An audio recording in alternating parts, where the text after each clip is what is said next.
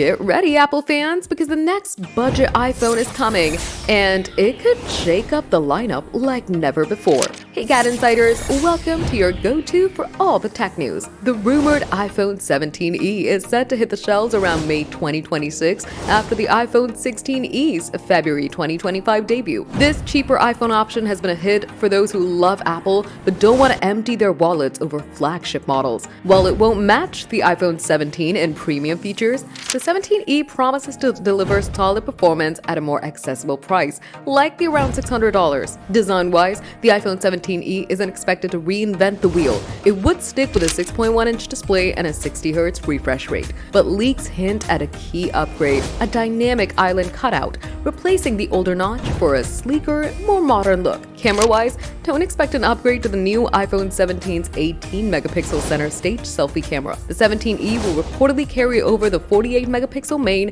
and 12-megapixel front cameras from the 16e. Inside, the A19 chipset will power the 17e, giving it flagship-level performance at a fraction of the cost. And with battery life, faster wired charging, and possibly MagSafe support, this budget iPhone feels even more appealing. However, budget iPhone owners often keep their devices for years, so 256GB of storage and MagSafe compatibility would help them fully join the Apple ecosystem. The iPhone 17e isn't flashy, but it could be the ultimate affordable iPhone, balancing price, power, and practicality. And Apple fans are already buzzing to see if it lives up to the hype. For more updates, like this video, comment what you think about this, and subscribe to GadInsider.